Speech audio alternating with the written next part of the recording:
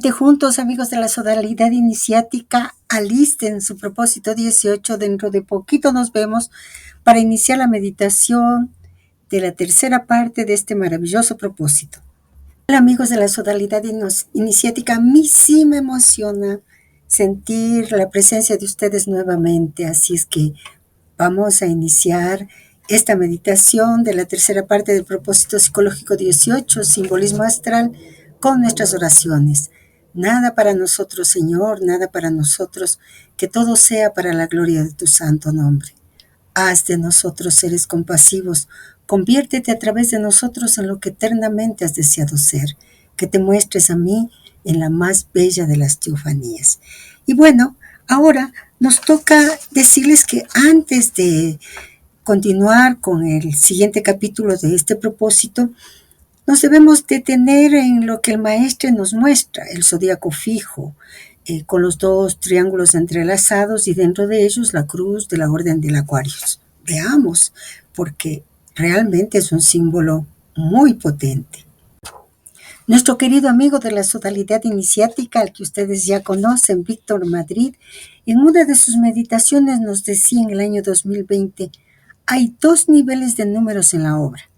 El primer nivel inicia en 1948 y tiene relación a los 4 elementos, a la cruz de Acuario, con saber, querer, osar, callar, a los 4 primeros chakras, Muladhara, Svadhisthana, Manipura, Anahata, a las sucesiones apostólicas de los 4 gurús que no permite ir más allá del grado de gurú.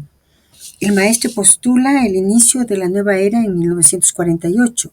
Es una propuesta y a partir de ello se adopta todo un sistema de pensamiento. El maestro trató a través de la vida del ashram de introducir una actitud que la humanidad de ahora está asumiendo. Ejercicio no como disciplina, sino como comprensión, comida sana, etc. Esta propuesta ya está hecho carne en la humanidad. Nunca antes ha existido esta interconexión. Nuestra vida ya no es individual, sino colectiva.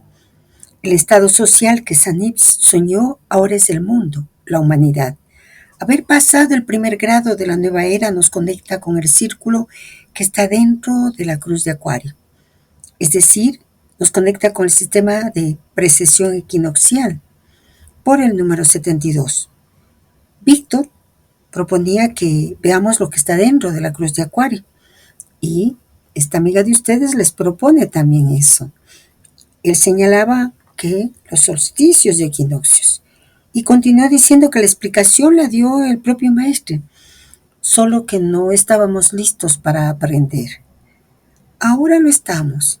Por lo tanto, vamos a leer esa parte que narra el maestro en el gran mensaje 3 sobre esta cruz. Dice, la cruz colocada sobre un círculo señala con sus 4 brazos las estrellas regias que en el antiguo Egipto marcaban el principio de las estaciones. Aldebarán, ojo del toro, Regulus, corazón de león, Antares, corazón del escorpión, y Fomalhaut, boca del pez austral. Además de esta cruz que es visible y que indica los 4 puntos cardinales, una segunda cruz se distingue muy fácilmente por medio de sus rayos intermedios que indican los 2 equinoccios y los 2 solsticios, lo que lleva a 8 puntos sobre el círculo y los enumera según un orden determinado, del que ya hemos llamado la atención sobre el valor esotérico. Y así, el emblema está sostenido por otra cruz de equilibrio para que el símbolo contenga una plena estabilidad. Esta cruz intermedia que forma una gran X es la representación de la letra griega Ki, inicial de las palabras Kone, Crusos, Cronos, el oro, el crisol y el tiempo. La triple incógnita de la gran obra hermética. Esta cruz de San Andrés es el jeroglífico reducido a su más simple expresión. Ver nuestro mensaje 2, capítulo del Gran Arcano. Esa circunferencia, nos decía Víctor, es del segundo sistema y tiene la cruz de San Andrés, la gran X. Este segundo sistema se inicia en 1950. El primer sistema tiene como base el 12. Este primer sistema se ha completado ayer, 19 de marzo del 2020. Son 72 años de la nueva era. Si dividimos 72 para 2 igual 6, por lo tanto, 6 ciclos. En la primera docena de años, 1948 a 1960, la humanidad cambia por completo. En la última docena, 2008-2020, todas las sociedades, todos los colectivos se muestran insuficientes. La economía sufre un descalabro. Es el último coletazo de Piscis. Se ve el lado más terrible de Piscis. Es terrible, pero también es el fin de ese mundo. El primer sistema hace relación al cuarto, por tanto a los 4 primeros mensajes. Entre el cuarto y el quinto hace un viaje hacia Oriente, luego del cual el maestre toma la dirección espiritual del mundo. Y entre el quinto mensaje, el sexto y el séptimo, estos 3 últimos mensajes tienen que ver con los grados con el prefijo Sat, y con Saturno y también con el continente austral. La vida del maestro es necesario verla como un arquetipo. Él hace una representación, él es el personaje. En el otro sistema de números la imagen es de Chandravala, un Sanyasin. El estado de Sanyasin está en los propósitos psicológicos. Empieza el peregrinaje en 1950 y el calendario es +12 para que se produzca cada Kumbh Mela. En este segundo sistema hay un aspecto poco visible que tiene que ver con la circunferencia y tiene relación con los solsticios y los equinoccios. Estos 2 regímenes de símbolos corresponden a 2 regímenes de números. El primero, los números como cantidades, y el segundo, los números como cualidades. En este segundo régimen, el 1 no es el 1, sino la unidad. El 2 ya no es el 2, sino la dualidad. El 3 ya no es el 3, sino la triunidad. Y así, sucesivamente. Si lo vemos en el árbol sefirótico, el primer sistema se asocia con 365, el rigor, y el segundo sistema con 248, la misericordia. Continuamos con el pensamiento de Víctor. Él señaló, si vamos más al interior de la cruz de Acuario, está el Graal, en donde esas 2 funciones deben estar integradas, sublimadas. Dentro de la copa está la mónada jeroglífica. Es necesario recordar a John Dee. Fue un mago inmenso que gobernó los elementos. Es el poder detrás del trono. Fue él quien empujó el poder británico a Occidente. Su obra fundamental la llamó mónada jeroglífica. Para ello tomó el timeo que había sido estudiado por grandes pensadores como Proclo y los neoplatónicos. Con todo ese saber construyó la mónada y escribió una serie de teoremas matemáticos y una serie de trabajos filosóficos, siendo la representación de los planetas. El maestro en el gran mensaje 3 continúa. El primer círculo sobre el cual están señaladas las separaciones de los meses es la unidad de la materia, y las fuerzas cósmicas son representadas por estas mismas pequeñas líneas que definen los signos zodiacales. Estas líneas vienen sobre un segundo círculo más pequeño y representan la protección mágica. Es también el conocimiento llamado secreto. Los rayos están tan bien filtrados como todo lo que puede venir de fuera del exterior antes de penetrar en el vaso sagrado. Sobre este cáliz, el Santo Graal, se hallará el símbolo alquímico de la transmutación que simboliza el misionero mismo representado aquí por el ánfora, que a medida que recibe desborda al mismo tiempo y vierte así sobre el mundo lo que ella ha recibido. Es el dignatario de la orden que va a instruir a sus hermanos. En el centro de esta copa, representación simbólica de los planetas, fácilmente reconocible por los estudiantes de ocultismo. Este conjunto muestra las fuerzas astrales a su disposición e indica que el adepto ha realizado, por lo cual transforma la fuerza física en energía psíquica, las pasiones en ideal, la materia en espíritu. Este conjunto de planetas y símbolos de los metales presenta también muy fuertemente la letra H, latina, que es el símbolo del espíritu. Hemos hecho ya alusión a la importancia de esta fonética de autoridad, un sonido de mandato y de energía. Y las discusiones son numerosas entre los eruditos a propósito de esta H en el nombre de Jesús. Centrarnos paso a paso en el símbolo de la cruz de Acuario. ¿Por qué? Porque se presenta como un emblema para la nueva era que estamos nosotros viviendo, iniciando apenas a a vivirla.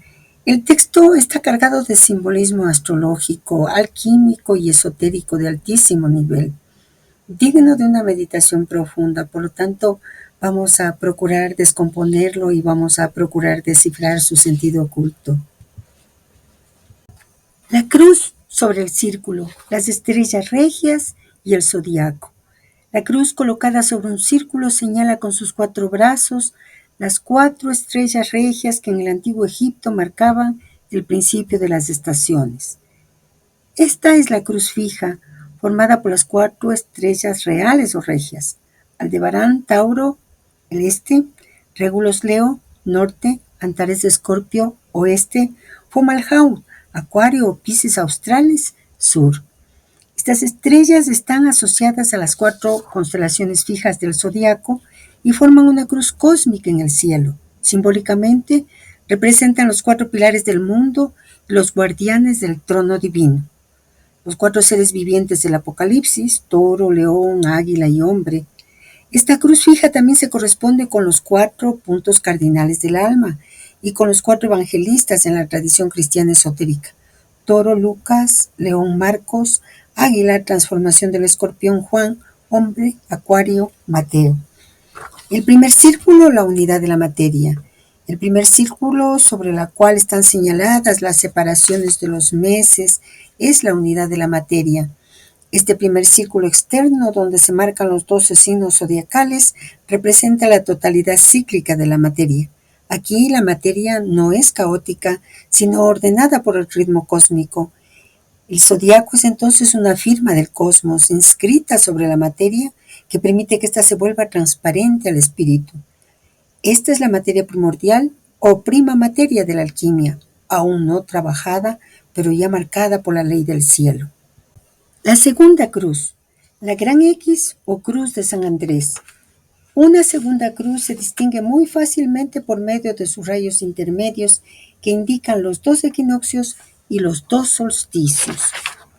Aquí aparece una segunda cruz inscrita dentro del mismo círculo que forma una X.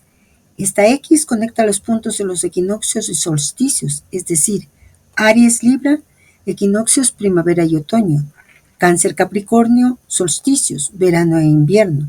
Esta es una cruz mutable en constante movimiento. Forma la imagen de una gran X, que es la letra griega Chi. Esta tiene una resonancia triple en alquimia. X como símbolo de cone o koiné, la común materia o matriz de la obra; Cruzus, el oro, símbolo del espíritu realizado; Cronos, el tiempo, devorador y también gestador de la obra. Esta es la cruz de San Andrés, que en la tradición esotérica representa la cruz del discípulo, del que está en el proceso de transformación. Es la materia que se va convirtiendo en espíritu a través del crisol del tiempo. El segundo círculo, la protección mágica. Estas líneas vienen sobre un segundo círculo más pequeño y representan la protección mágica. Es también el conocimiento llamado secreto. Aquí entramos en el círculo esotérico, más interior, más oculto. Este segundo anillo es el velo que filtra las energías cósmicas como un escudo de discernimiento, el símbolo del conocimiento secreto, gnosis, que protege el núcleo sagrado del ser. Este círculo podría verse como una barrera vibratoria que transforma lo astral bruto en influencia espiritual inteligible. Aquí actúa la sabiduría del corazón como filtro. Solo lo que ha sido interiormente transmutado puede pasar a la etapa siguiente. El equilibrio entre ambas cruces, el 8 sagrado, lo que lleva a 8 puntos sobre el círculo, y así el emblema está sostenido por otra cruz de equilibrio. Ahora vemos que estas 2 cruces superpuestas, una en forma de cruz vertical horizontal y otra en Y, en X, producen 8 rayos, o, como se dice, 8 puntos sagrados. Son los 8 portales del año solar, celebrados en muchas tradiciones, los 4 cardinales más los 4 intermedios. En la tradición celta, por ejemplo, y ya lo vimos, están representados en la rueda del año con fiestas como Imbolc, Beltané, Lugnashad y Samhain. En el cuerpo humano y en el alma también podrían verse como los 8 peldaños del yoga, según el Yoga Sutra de Patanjali. El término sánscrito Astanga significa literalmente 8 miembros. Son etapas progresivas del camino hacia la unión yoga del alma con el espíritu. El primero, yama, ética social, no violencia, verdad, no robo, continencia, no posesividad, el cómo me relaciono con el mundo.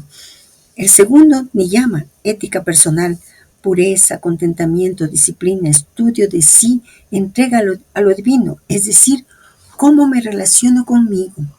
Asana, postura, no solo física, sino estabilidad y firmeza del cuerpo como templo, es decir, cómo habito mi cuerpo. Pranayama, control del aliento, dominar el prana, que es igual a dirigir la energía vital conscientemente, es decir, cómo canalizo mi energía. Pratyahara, retiro de los sentidos, retirar la conciencia de los objetos para volverla hacia el interior, es decir, cómo libero mi atención de lo externo. Dharana, concentración, fijar la mente en un solo punto. Por lo tanto, cómo estabilizo la atención. Dhyana, meditación, el flujo continuo de atención sin distracción.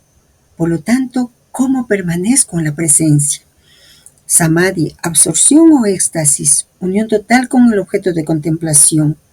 Desaparece el ego. Por lo tanto, como soy uno con lo real. El 8 también es el número de la regeneración del infinito horizontal y en alquimia representa la resurrección del espíritu desde la materia purificada. Volvamos al cáliz sagrado, el vaso de la transmutación. Sobre este cáliz, el Santo Gral, se hallará el símbolo alquímico de la transmutación. En el centro está el Gral, el vaso sagrado, receptáculo de lo divino. Este representa al corazón regenerado capaz de contener el fuego y la luz sin romperse. La retorta alquímica del alma, donde la energía celeste y la materia terrestre se encuentran. El ánfora, que desborda a medida que se llena, representa al iniciado maduro, el misionero o dignatario de la orden, quien recibe y da simultáneamente, porque el don verdadero no disminuye al dador, como en la frase evangélica, el que cree en mí, de su seno brotarán ríos de agua viva. Juan 7:38. En el centro del cáliz, los planetas y los metales. En el centro de esta copa, representación simbólica de los planetas, muestra las fuerzas astrales a su disposición. Si nos fijamos bien, esta es una mónada jeroglífica evolucionada, adaptada al tiempo de Acuario, incorporando planetas transpersonales en un lenguaje simbólico alquímico y colocada como corazón del cántaro, desde donde se vierte la energía regeneradora sobre la humanidad. Es una versión ampliada y adaptada de la mónada jeroglífica de John Dee, situada en el centro del cántaro de Acuario como núcleo alquímico y zodiacal. Se le han añadido elementos que representan fuerzas planetarias más allá del sistema tradicional, abriéndose al influjo de los planetas transpersonales que Dee no conoció: Urano, Neptuno y Plutón. El texto que nos dice el maestre: transmutación de fuerzas instintivas bajas en facultades magnéticas más allá del plano humano. La integración de los 3 planetas transpersonales sugiere simbólicamente una ampliación del campo humano hacia lo suprapersonal, o como diría nuestro amigo Guénon, al campo metafísico.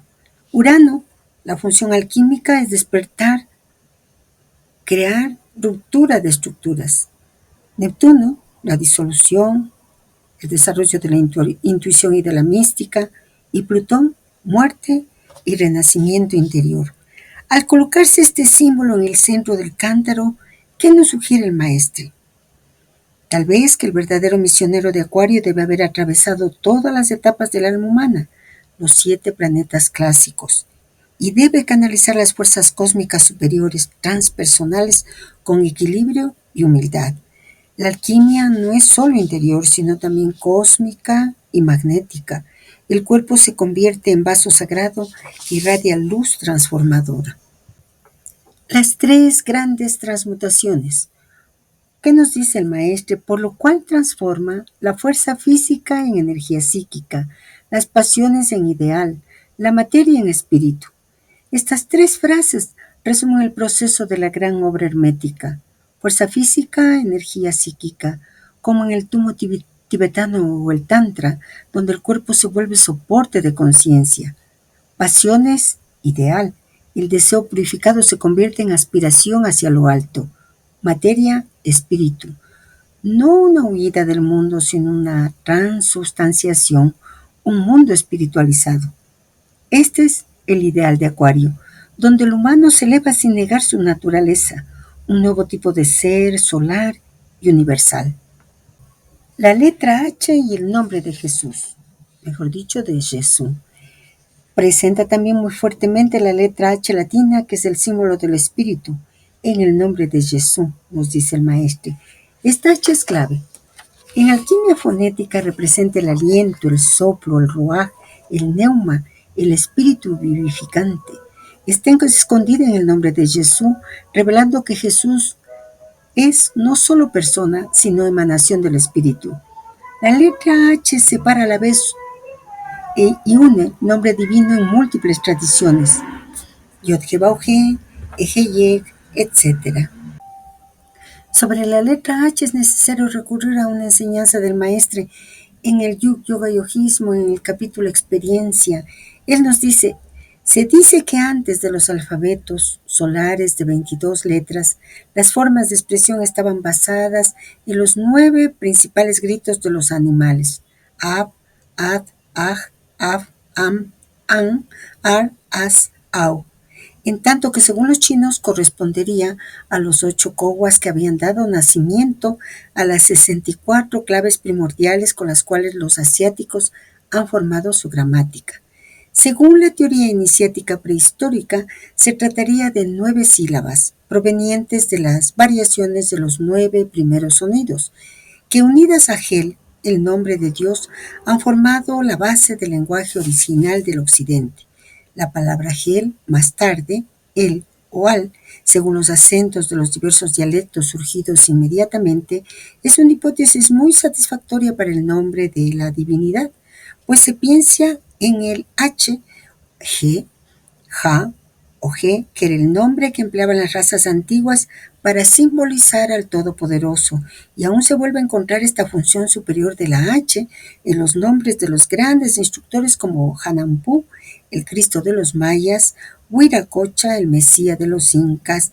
Dentro de los druidas era el Hu, y los tibetanos se contentaba con una aspiración para designar la primera manifestación divina. Se conoce también la importancia de escribir Jesús en vez de Jesús para designar al gran Nazareno que se manifiesta verdaderamente como Hijo de Dios, lo que se llama comúnmente en esoterismo la H de poder. Se encuentra igualmente en el monograma del Cristo de Judea. La H es pues indudablemente de origen creativo, y es por ello por lo que la H del alfabeto hebreo con valor de 5 es excluida de nuestra progresión numerológica, como ya lo hemos expuesto anteriormente. Es la aspiración original, el soplo, el prana. Víctor, de este texto del Yoga Yogismo, señalaba esto, que es muy importante detenernos, meditarlo, para poder así y darnos cuenta de qué se trata. Es el prana, dice el maestre. Los chakras no se iluminan con prana. Ahora, ¿dónde está el secreto? Es cierto todo lo que dice. Es necesario trabajar las técnicas, las asanas, los mudras, etc. Pero, ¿cómo? ¿De qué manera? Si prana es el significado de las cosas, ¿por qué, si miles de personas hacen todos los días lo que la teoría dice, no reciben la iniciación? Porque falta instrucción, la instrucción del gurú, el mecanismo. Para ello, en el proceso de iniciación, debemos mantener cierto ritmo, cierta intensidad, por tanto, volver a estudiar, desaparecer en un cono de sombra. Y nosotros hemos visto aquello del cono de sombra, hay que revisar los propósitos anteriores nomás. Bueno, nosotros podemos decir que el símbolo que estamos leyendo en la cruz de Acuario realmente es un mandala iniciático. El círculo externo, nos dice el maestre, simboliza el mundo, el tiempo, la materia. Hay la protección mágica, que es el discernimiento, el secreto, el gran, el alma transformada que recibe y da. Los planetas, que son las fuerzas integradas, la transmutación triple, el fruto de la gran obra, y en el centro la H, el espíritu que anima todo, como aliento divino, como nombre oculto. La cruz de Acuario realmente es un símbolo de integración, no de oposición. La cruz fija representa la estructura del cosmos, la cruz mutable, la gran X, representa la transformación en el tiempo, y la unión de ambas crea el equilibrio, el espíritu encarnado que despierta dentro del ciclo cósmico. En la nueva era, el símbolo no habla de destruir lo anterior, sino de alquimizarlo. No se trata de un nuevo orden externo, sino de despertar una conciencia crística acuariana, unificada, universal. El centro de ambas cruces, nos dice el maestre, es el punto de la presencia, el ser que mantiene el eje del mundo. En cruz de Acuario hay algo más. El maestre nos sugiere una intersección entre el zodíaco tropical, solar, estacional, y el zodíaco sideral, estelar, eterno. Esa superposición no es casual, ni decorativa. Nada en el maestre es casual, ya lo sabemos. Es un símbolo alquímico de altísimo valor iniciático, por eso vamos a desglosarlo con un poco más de profundidad. El zodíaco tropical, basado en el equinoccio de primavera, marca el inicio de Aries en 0 grados del Sol cada año. Su eje es solar, cíclico y terrestre. Refleja el ritmo del alma encarnada, el año del alma en el mundo material. Está regido por los puntos cardinales y las estaciones, equinoccios y solsticios. Se relaciona con la evolución del yo, el carácter, la psicología. El zodíaco sideral, basado en la posición real de las constelaciones como las vemos respecto al fondo estelar. Su eje es estelar, eterno y cósmico. Refleja el camino del alma como ser celeste, su memoria profunda. Se relaciona con la estructura arquetípica del universo. Es el zodíaco de la visión supramental que no se altera con los años. ¿Qué ocurre en la cruz de Acuario? Se cruzan estos dos sistemas. El zodíaco tropical parece estar presente en los cuadrantes donde se mencionan signos como Aries, Cáncer, Libra, Capricornio, asociados a los puntos cardinales del año solar. Pero también se marcan signos fijos, Acuario, Tauro, Leo, Escorpio, relacionado con las 4 estrellas regias del zodíaco sideral. Estos signos no están alineados con los solsticios ni equinoccios, sino con el eje galáctico profundo. Se produce, por tanto, una doble cruz, una cruz estacional solar, cruz del tiempo y del alma encarnada, una cruz estelar galáctica, cruz del espíritu eterno y cósmico. Y el punto central de ambas, el cántaro, ánfora, es donde ambas dimensiones se integran. El ser se vuelve puente entre el cielo y la tierra. En la era de Acuario, podríamos decir que lo que nos está sugiriendo el maestro es que hay una reconciliación de los dos zodiacos. La visión tropical, igual el alma en el ciclo del mundo. El zodíaco tropical, que describe el camino del alma en la experiencia terrenal, nacimiento, desarrollo, maduración, muerte, renovación, está relacionado con el sol, el símbolo del yo consciente. Es un zodíaco del devenir, del tiempo cíclico, de la encarnación. La visión sideral, el alma ante el cosmos eterno. El zodíaco sideral nos ubica frente a las estrellas, a la estructura permanente del cielo, relacionado con la Vía Láctea, que es la matriz galáctica de la que venimos y hacia la cual nos dirigimos. Es un zodíaco de la esencia del ser eterno, más allá del tiempo. Y de los planetas a las estrellas, podríamos decir. Los planetas errantes se mueven, cambian, representan aspectos psicológicos, personales, kármicos. Las estrellas fijas, en cambio, representan potencias arquetípicas, espirituales, trascendentes. Pasar del zodíaco tropical al sideral, entonces, no es solo cambiar de sistema, es salir del ciclo solar personal y entrar en el gran río estelar universal. Es volver la mirada desde el sol, es decir, el yo, hacia la Vía Láctea, la fuente del alma. Y el hecho de que se crucen estos dos zodiacos, ¿qué nos sugiere en esta nueva civilización acuariana? Que ya no basta una astrología psicológico-solar, es decir, tropical. tampoco con un saber místico desanclado del cuerpo, sino que el ser humano debe encarnar la cruz, ser sol y estrella, alma y espíritu, canal y fuente. No hay contradicción. Y es aquí donde entra la mónada. La mónada que está en el centro del cántaro reúne símbolos solares, lunares, mercuriales y transpersonales. Es la firma de quien ha cruzado ambos zodiacos. Ha integrado su viaje terrestre y ha recordado su origen celeste. La cruz de Acuario, al unir estos dos zodiacos, el tropical y el sideral, podría entonces simbolizar la unificación del yo solar con el ser estelar. El nacimiento del hombre acuario, aquel que desborda sabiduría sin agotarse, porque no actúa desde el ego, sino desde el eje del universo. Una astrología iniciática, no predictiva, sino transformadora. Vean ustedes todo lo que nos ha dicho ese mandala simbólico que nos ha mostrado el maestre. Y recuerden siempre, siempre recuerden que los comentarios son solo eso, comentarios. Cada uno lee de acuerdo a sus circunstancias, a su nivel de conciencia. Y por lo tanto, lo que hay es que estar abierto. Volvamos al propósito, con el título Influencia de los signos. A pesar de las irregularidades en la división de las porciones de la eclíptica, el astrólogo permanece fiel a las 12 partes del zodiaco cortadas en 30 grados cada uno, ofreciendo así los 12 signos bien conocidos.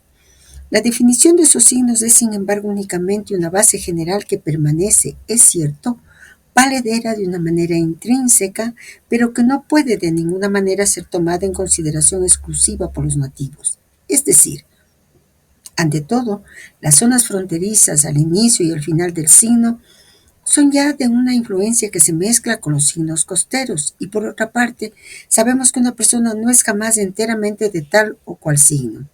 En otras palabras, la influencia del signo no es tenida en cuenta, sino para extraer deducciones psicológicas que serán aumentadas, disminuidas o mezcladas a otras. Recordemos bien que decir nacido en un signo equivale solamente a indicar que el Sol estaba de paso en ese signo, pero los otros planetas tienen la misma importancia, por señalar aún más su posición en las casas, etc. Lo que hace que en realidad una persona que dice yo soy de Cáncer no define absolutamente nada desde el punto de vista astrológico. Uno puede ser de un signo y no tener sino muy pocas, por no decir que una parte insignificante de las características de ese signo. Si, por ejemplo, el Sol estuviese en el signo de Cáncer en el nacimiento, pero que 4 o 5 planetas se encontrasen entonces en el signo de León o en el signo de Sagitario, la persona tomará mucho más las características del León o del Sagitario que el signo del Cangrejo natal. Por otra parte, el signo natal verdadero sería más bien el signo ascendente, señalado por la cúspide de la primera casa y sobre todo el maestro ascendente, planeta regente de ese signo, en el signo en el cual éste se encontraba en el nacimiento. Por ejemplo, en el caso de una persona nacida mientras que el Sol se encontraba en el signo de Capricornio, pero cuyo ascendente se hallaba en el signo de Escorpión, el maestro del ascendente se encontraba en el signo de León, además de una mayoría de planetas en Acuario, según la o las casas que transitaban en esa porción zodiacal. Se ve enseguida que estamos lejos del horóscopo barato, de los astrólogos de barrio o de las exposiciones simplistas de la astrología de masas editada en la gran prensa. En fin, debemos pasar ahora a la simbología tradicional de los elementos de la astrología, quedando en el marco de los caracteres generales. Bueno, en este fragmento, el maestro se adentra con precisión en ese verdadero lenguaje simbólico de la astrología tradicional, más allá de las simplificaciones modernas. Vamos a desglosarlo en 3 niveles, como lo hemos hecho antes. Una lectura literal, si se quiere decir así, una lectura ampliada según la tradición y finalmente una meditación simbólica. El texto remarca una idea esencial. La astrología auténtica no se reduce al signo solar. Si bien los signos zodiacales se dividen convencionalmente en 12 porciones de 30 grados y tienen una validez simbólica intrínseca, esa división es sobre todo una estructura base. Pero en la realidad viva de un nacimiento hay muchas otras variables que interactúan: el ascendente, los planetas en signos distintos, las casas, los aspectos entre ellos y especialmente el regente del ascendente. Por ejemplo, como dice el maestre, decir soy de Cáncer solo indica la posición solar, pero no expresa el conjunto de la carta natal.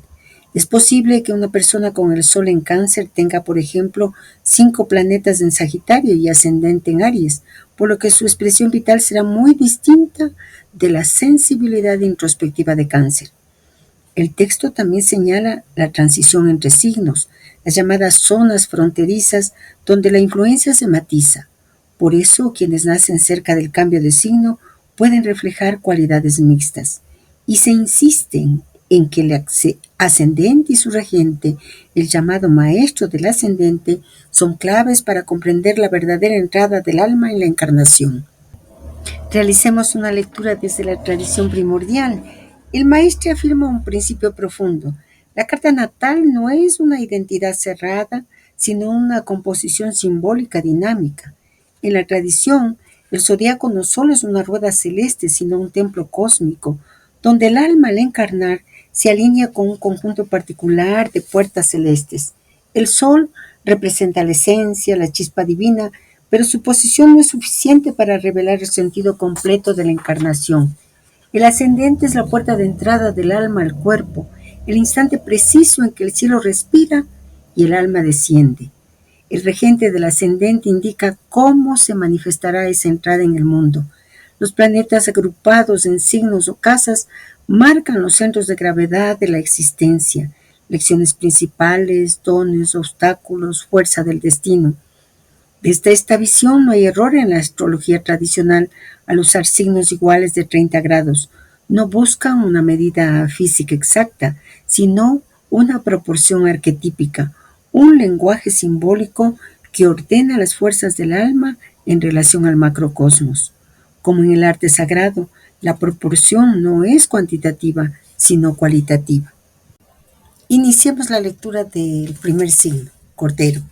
Todas las personas nacidas entre el 21 de marzo y el 20 de abril son llamadas pertenecientes a este signo y son caracterizadas sobre todo por el ardor y el sacrificio. Inteligentes, se dedican generalmente a causas nobles, de un instinto generoso, aman consagrarse a los otros, pero son igualmente impetuosos como el animal que significa esa parte del zodiaco. Insumisos, indomables, los nativos serán activos, pero soportarán mal el yugo de una servidumbre. Prefieren la libertad a la jaula, aún dorada. Hacen, sin embargo, buenos soldados, pero el espíritu de dominio es flagrante y la ambición al mando los hace irritables y reñidores si no llegan a sus fines. Jamás cobardes, las personas del Cordero aman, por el contrario, proteger a los débiles, pero atraen a menudo incomodidades por su carácter independiente y más bien vivo. Este signo corresponde a la cabeza e influye generalmente a los soldados, a los conquistadores, a los viajeros, pero también a los comerciantes. Las mujeres son muy afectuosas y se convierten en madres admirables. Si la luna se encuentra en conjunción con Júpiter en este signo, es el índice de grandes posibilidades para descubrir tesoros o de hacer fortuna por herencia o por las loterías. Bueno, les tenemos una propuesta: realizar un paralelo entre el propósito psicológico 18 y el arte en la nueva era, sobre cada signo. Como hemos conversado muchas veces, la obra plantea la meditación de los 36 propósitos. Paralelamente, debemos estudiar los grandes mensajes del 1 al 5. Luego, el arte en la nueva era, que es el sexto mensaje, que está vinculado a la iluminación de Ajna. Y finalmente, el Yoga Yogismo. En el arte, el maestre, bajo el título de Serie de los 12 símbolos zodiacales, nos lleva a la meditación de ellos. Esta propuesta, la que les hacemos de estudiar paralelamente, nos brinda una oportunidad para meditar desde dos planos complementarios: el del perfil psicoastrológico clásico y el del simbolismo artístico espiritual, donde se activa la intuición y la contemplación del alma. Acuarianos que somos, aceptan la propuesta, ¿verdad? Entonces iniciamos con el signo del Cordero, Aries. Lectura integrada. El signo del Cordero como sendero iniciático. En el propósito 18, el Cordero es descrito desde la astrología psicológica. Individuos activos, apasionados, idealistas, pero con tendencia al conflicto, dotados de coraje y nobleza, aunque también propensos a la impaciencia.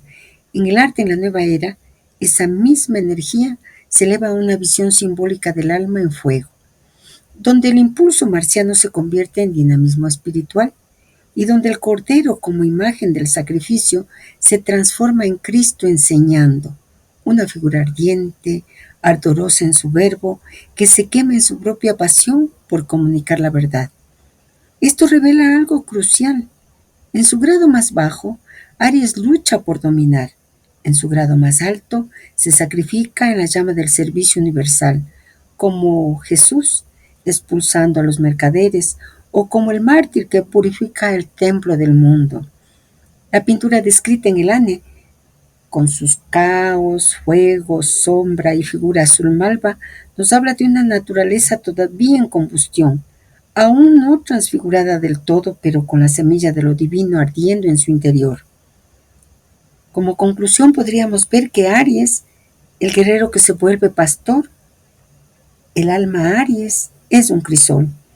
Tiene que domar la fuerza para que se vuelva compasión y elevar el impulso para que se vuelva sacrificio consciente. Esta doble lectura psicológica y artística nos muestra que cada signo contiene un sendero iniciático. En Aries, el sendero sería entonces impulso, combate, verbo, fuego, sacrificio, luz. Estamos seguros de que ya descargaron su arte en la nueva era, que yo les llamo Ane. Y qué más que seguro y están viendo esos 12 símbolos zodiacales para poder compararlos. Continuemos con Toro. Las personas nacidas entre el 21 de abril y el 30 de mayo pertenecen a ese signo que hace a los seres poderosos, fecundos y de una fuerza rara. Son fecundos tanto biológicamente como para actos artísticos o espirituales. Difícilmente abordables a menudo y aún salvajes, aman vivir retirados. Muy calmos, su cólera lenta en subir cuando crece y estalla, puede convertirse en terrible y hasta asesina.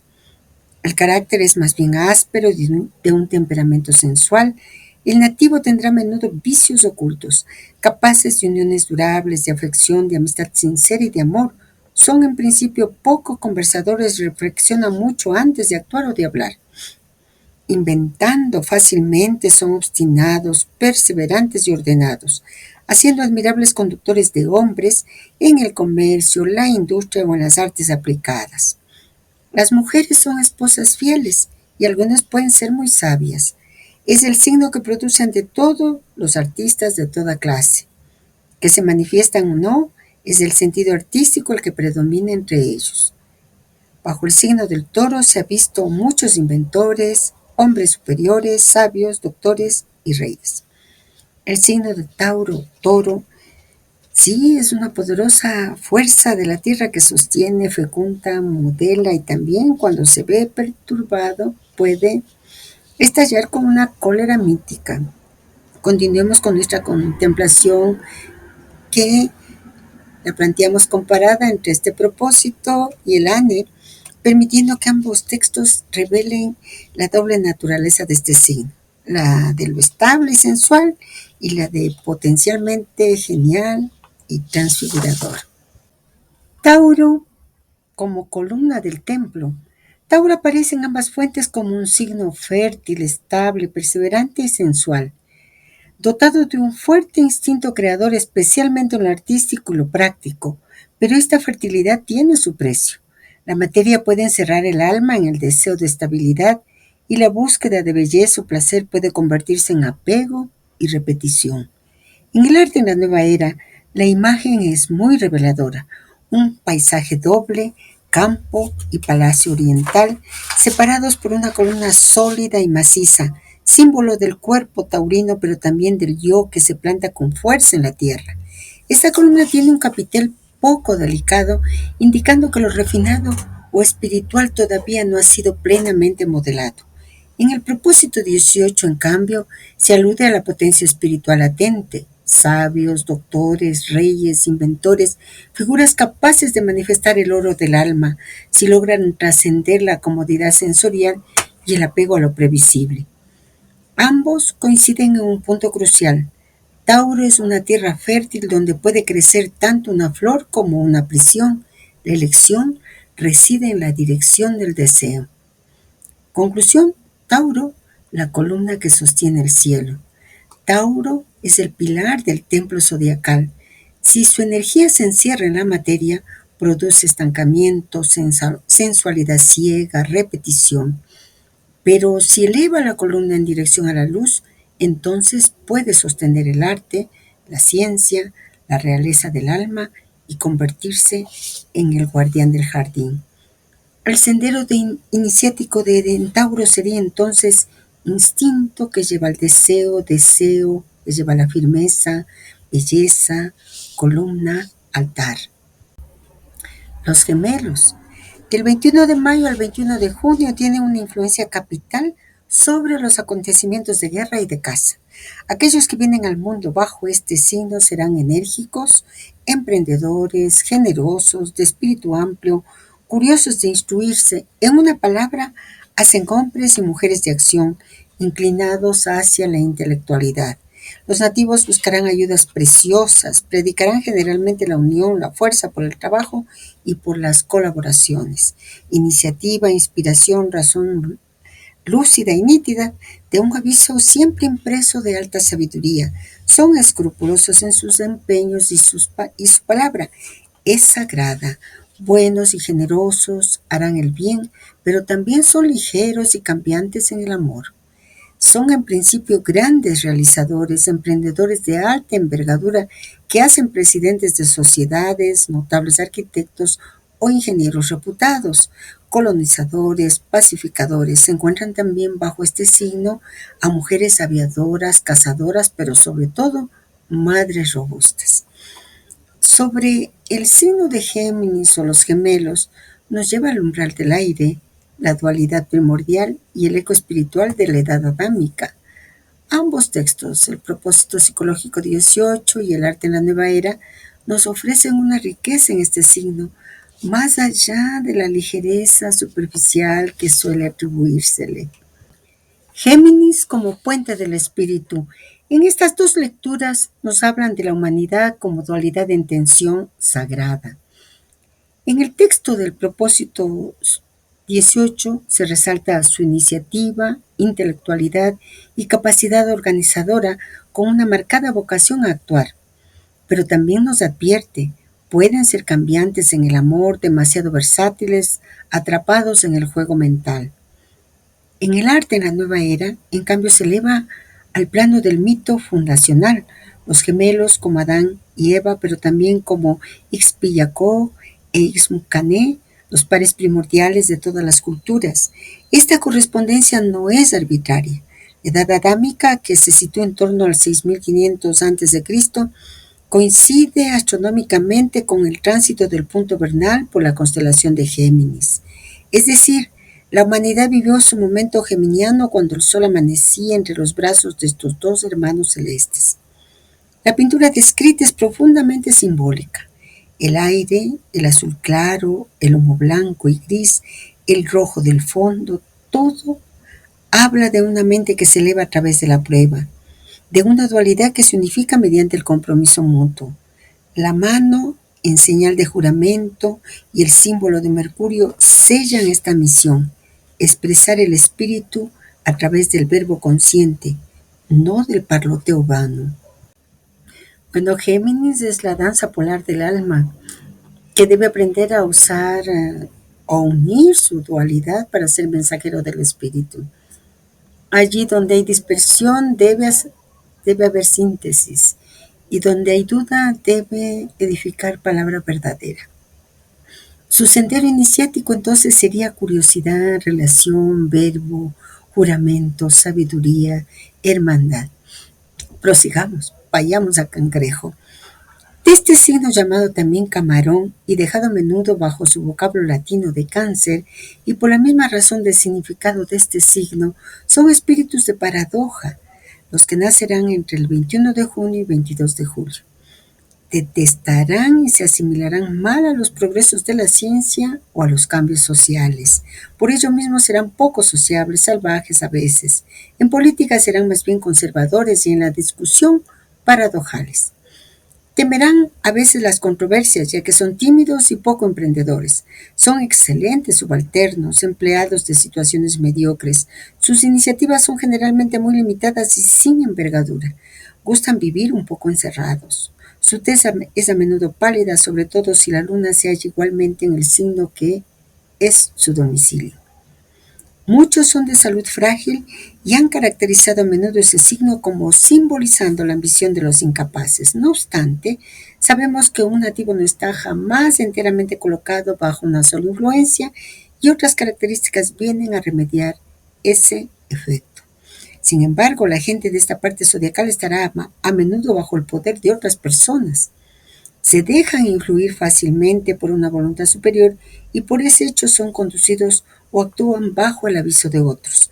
Forman por otra parte admirables mediums. En fin, con aquellos que ellos se sienten en confianza se desahogarán, darán signos de grandes amistades durables.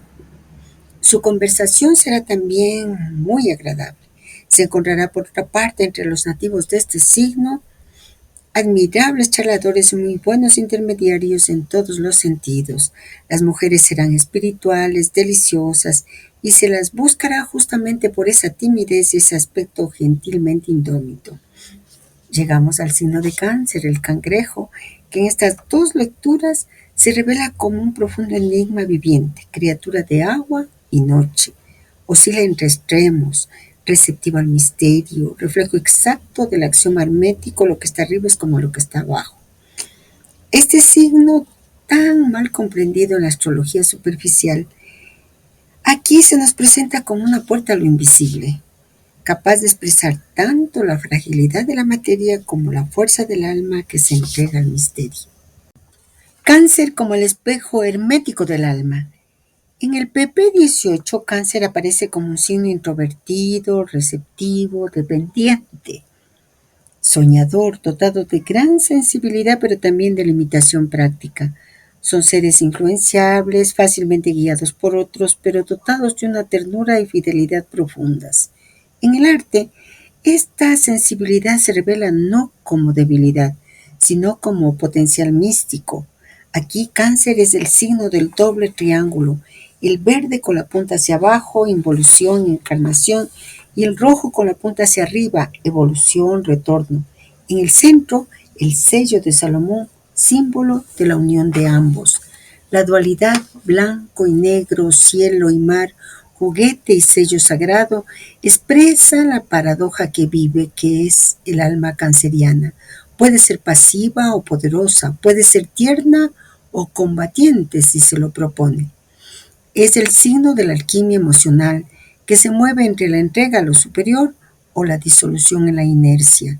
La línea ondulada azul que atraviesa el cuadro representa la vibración del alma entre los dos planos, la cual puede convertirse en puente o en vaivén caótico según el grado de conciencia. Cáncer, la puerta del misterio. Cáncer es el signo de la interiorización sagrada, de la dualidad que se vuelve comunión, del alma que, como el mar, puede agitarse o reflejar la luna. No es signo de debilidad, sino de profundidad. Es el guardián de los misterios del alma encarnada y su sendero iniciático es sensibilidad, receptividad, dualidad, sello, integración, magia blanca. Y recordemos que para René Guénon y para muchas tradiciones, porque lee los símbolos tradicionales, es la puerta de los hombres. Leamos lo que nos dice el propósito 18 sobre León. Este signo, que simboliza el rey de los animales, caracteriza la fuerza, el coraje y la soberbia de las personas nacidas entre el 23 de julio y 22 de agosto. El cuerpo está armoniosamente constituido y esta gente es generalmente hermosa ya sea como atletas o mujeres admirables. La soberbia igualará la ambición y serán a menudo personas que gustan del público, las salidas, el ruido, la luz, el bienestar y el lujo inclusive. Su energía vital y amorosa será extraordinaria y se conducirán como bravos en la lucha, protegiendo al débil y tomando la defensa de las causas nobles. Su franqueza y su mirada directa y honesta les atraerá también el odio de los pícaros y de todos aquellos que practican la falsedad. Apasionados, se lanzarán a menudo en las luchas por la defensa del oprimido y su voluntad ardiente romperá muchos obstáculos. Oradores, a la palabra flamante, serán capaces de arrastrar muchedumbres, pero se dejarán ir también a la seducción del poder embrujador. Son corazones magnánimos y de almas generosas que podrán pecar por orgullo. Ideas gigantescas traspasarán a menudo los medios de acción, rebuscando demasiado lo más grande y lo más alto. Impulsivos, se lanzarán en luchas sin tregua o bien sucumbirán a pesar de su fuerza y su coraje a causa de los enemigos que siempre los han rodeado. Ese es el tipo verdadero de la honestidad, de la bravura y de la bondad. Hemos llegado al fulgor del zodiaco, Leo, el signo del sol triunfante, del verbo real y del poder luminoso que puede salvar o devorar. Tanto en el propósito psicológico 18 como en el arte, Leo no es presentado como un mero carácter fuerte, sino como una figura solar arquetípica, sacerdote, rey del zodiaco, con una misión tan grandiosa como peligrosa: encarnar la voluntad del cielo en la tierra sin caer en la seducción del poder personal. Leo como el corazón solar del mundo. Ambas visiones resaltan que Leo no es simplemente poder y fuerza física, sino una radiación interna del sol que puede manifestarse como nobleza, valentía, generosidad y una capacidad de inspirar y liderar. En el propósito, los leoninos aparecen como paladines ardientes, combativos por las causas nobles, con ideas gigantescas que a veces desbordan su capacidad de realización. Son oradores magnéticos, protectores de los débiles, pero a veces víctimas del orgullo o de enemigos ocultos que acechan su luz. En el arte se les representa como reyes del mundo, con un león erguido sobre el globo, símbolo del deseo de dominio. El triángulo de oro con el nombre de Dios en hebreo los conecta directamente con los 4 principios alquímicos y con la cábala, haciendo de Leo el símbolo del poder espiritual manifestado en acción material. No es casual que el triángulo esté dorado, es el fuego espiritual hecho cuerpo. Sin embargo, también se nos advierte: cuando esa luz no se eleva, se vuelve ambición personal, voluntad de dominar sin propósito superior. Leo, el hijo del sol y guardián del nombre, en esta visión conjunta es el rey del verbo que ilumina, el león que defiende a los pequeños, el sacerdote solar que manifiesta el nombre de lo alto en el reino de lo bajo. Pero su iniciación consiste en no adorar su propia luz, sino ponerla al servicio del misterio que lo habita. Si lo logra, se convierte en pilar de la realeza espiritual. Su sendero iniciático es, por tanto, fuerza, nobleza, verbo ardiente, prueba del poder, triángulo de oro, servidor del nombre. Virgen. Entre el 23 de agosto y el 22 de septiembre, este signo simboliza un poco la impotencia. Él se consagra a la castidad y esa es la razón por la cual se ve nacer en esa parte del zodiaco a muchos sacerdotes, teólogos y hombres dedicándose al estudio religioso u abstracto. Se encuentra igualmente bajo este signo de la Virgen a hombres de ciencia, eruditos, sabios, en una palabra, cerebros lúcidos y gente llena de capacidades intelectuales. Esos son casi siempre sacerdotes de nacimiento, hombres o mujeres conductores de almas. No se quejarán jamás de la adversidad de la suerte y serán más bien pasivos, olvidando voluntariamente las injurias y no sacando jamás venganza de ello. Sin embargo, bajo la influencia de una conjunción de la luna con otro astro nefasto, el día del nacimiento estarán predispuestos a ser irritables, nerviosos y sanguíneos al exceso. En general, son siempre optimistas y los grandes acontecimientos los dejarán apacibles con la esperanza siempre de días mejores. Reanimarán también por su fe el coraje de los corazones abatidos. Se encuentran entre ellos maravillosos inventores, científicos, monjes, misioneros y superiores de convento, pero también notarios, abogados o personas que trabajan en los laboratorios y en los hospitales. Llegamos a Virgo, la Virgen, signo de aparente humildad y oculto poder. Aquí se nos muestra el templo interior del zodiaco, el laboratorio del alma, donde se purifican las mezclas para separar lo esencial de lo superfluo. Si Leo era el oro del triángulo, Virgo es el crisol donde se depura esa sustancia. Virgo como el laboratorio de la obra. Virgo en ambas visiones no representa tanto una personalidad, sino una disposición espiritual de purificación y discernimiento. En el propósito, los virginianos son sacerdotes natos, dedicados al saber y al servicio. Su vida es de entrega, no siempre brillante, pero profundamente fecunda en lo invisible. Representan la virtud de la fe silenciosa que no se inmuta por los fracasos del mundo y que levanta a los caídos con su sola presencia calma. En el arte aparece una visión más matizada, incluso irónica. Aunque parecen santos o sacrificados, lo hacen con un interés oculto, aunque no siempre consciente. Su castidad esconde cálculo, su servicio tiene un propósito, su austeridad es estratégica. Pero lejos de juzgarse esto como hipocresía, se muestra como una ley natural del alma encarnada. Toda entrega tiene una alquimia secreta, y Virgo es el signo que lo conoce y trabaja pacientemente. Virgo representa la fase alquímica de la purificación, el tiempo de la observación minuciosa, del análisis lúcido y del servicio sin espectáculo. Es el laboratorio donde se prepara la materia para recibir la luz, pero también es el signo del peligro de la frialdad, la represión y la esterilidad si no se abre al amor. Su sendero iniciático es castidad, servicio, lucidez, discernimiento, aplicación constante, corona invisible. A nuestra alma le llama poderosamente la atención la descripción que hace el maestre de la corona de la Virgen. Leamos nuevamente. Él nos dice, los rayos de coloración van siempre no hacia la Virgen serena, sino hacia su corona hecha de oro y rica pedrería. Porque de hecho, el estado mismo ascético de los nativos es siempre con un interés bien calculado. ¿Qué señalaría esto? Señalaría la Jerusalén celeste, porque es la Jerusalén celeste la que tiene 12 puertas, la que desciende del cielo a la tierra. Y esa descripción también nos recuerda una enseñanza del Islam esotérico. Virgen es el alma que se abre a la voluntad divina.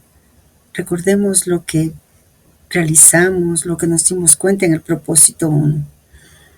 Por lo tanto, tejer entre Virgo la corona de pedrería, la Jerusalén celeste y la enseñanza del alma virgen, según el Islam esotérico, parece ser que tocamos un centro sagrado de simbolismo universal. Detengámonos un poco en ello.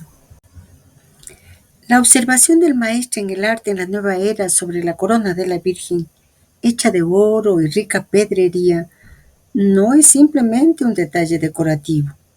Que los rayos no se dirijan hacia el rostro sereno de la Virgen, sino hacia su corona, indica que el fulgor no se centra en la personalidad ascética en sí misma, sino en la obra realizada en lo alto, en la transfiguración del alma. Esa corona, ricamente ornada, evoca directamente la Jerusalén celeste del Apocalipsis. La ciudad tenía un muro grande y alto con 12 puertas, y sobre las puertas 12 ángeles. El resplandor de ella era semejante al de una piedra preciosísima como piedra de jaspe, diáfana como el cristal. Apocalipsis 21, 10, 11. La Jerusalén celeste es la imagen de la ciudad del alma realizada, del cuerpo glorioso del alma, preparado como esposa para su esposo divino. Y Virgo, como signo zodiacal, representa precisamente esa maduración del alma. Un alma que ha aprendido a discernir, a servir, a purificarse, y que en ese servicio acumula en lo invisible los ornamentos de la corona. La corona no es el sacrificio en sí, sino el fruto espiritual de ese sacrificio. El alma virgen, según el Islam esotérico, el sufismo, virgen es el alma que se abre a la voluntad divina, y eso es exacto, tanto en su belleza como en su profundidad. En el sufismo, el alma virgen no es una noción moralista, sino una cualidad ontológica. Es aquella alma que no ha sido penetrada por el egoísmo del mundo y que, como María en el Evangelio o Fátima en el Islam, recibe lo divino directamente en su seno silencioso. Ibn Arabi, el gran maestro andalusí, habla de la mujer como símbolo del receptáculo del espíritu, no en un sentido biológico, sino arquetípico. El alma virgen es aquella que no ha proyectado sus propias imágenes sobre la realidad, que escucha el mandato sin resistencias, que se vuelve madre del Verbo divino sin intervención de varón alguno, es decir, sin el concurso de la voluntad separada. La corona como fruto celeste, entre Virgo y la mujer del Apocalipsis. La Virgen Celeste del Apocalipsis 12, vestida de sol, con la luna bajo sus pies y una corona de 2 estrellas, es claramente la Virgo arquetípica, no limitada a un signo, sino presente como misterio del alma universal. Hemos hecho el nexo entre la corona de pedrería en el arte, las 12 puertas de la Jerusalén celeste, 12 piedras, 12 estrellas, 12 signos, la transformación de la tierra en cielo, que no es una evasión del mundo, sino la interiorización del reino. Aquí se cumple lo que el maestro dice con cierta ironía sagrada. Incluso el ascetismo más puro puede tener un interés bien calculado, no egoísta, sino profundamente orientado hacia el cumplimiento de una promesa divina, la unión con el amado, como nos enseñará en los propósitos psicológicos del Islam y Maravi. La corona de Virgo es un reflejo de la Jerusalén celeste, que desciende a medida que el alma se asciende en pureza. La corona no se gana por renuncia externa, sino por abrirse interiormente a la voluntad divina, como enseña el Islam esotérico, permitiendo que el alma se haga morada del espíritu. Virgo, el alma que se vacía. Corona, la plenitud que desciende. Jerusalén celeste, la unión perfecta entre lo alto y lo bajo. La Virgen, por tanto, no es una figura del recogimiento, sino una puerta de la transfiguración. Hemos llegado a la balanza. Naturalmente, el ser humano nacido entre el 23 de septiembre y el 22 de octubre, que caracteriza tradicionalmente el signo de la balanza, no puede ser sino justo, equitativo, ponderado y amante de la medida en todo. Ellos repartirán por otra parte sus beneficios a sus amigos o a aquellos juzgados dignos de sus favores. Económico, el nativo de este signo juzgará el valor en todo y razonará con buen sentido. Será igualmente escuchado y sus consejos serán seguidos a menudo, ya que los otros los juzgarán como sanos.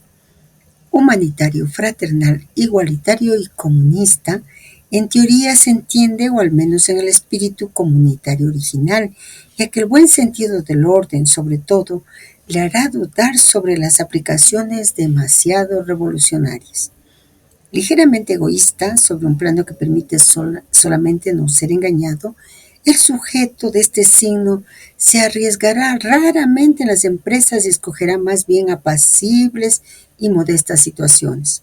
Ponderado, puntual con ese cuidado de juicio, inspira respeto, prefiriendo la razón, tendrá horror de las soluciones extremas y dará siempre consejos de paciencia, ya que él mismo no se embalará jamás.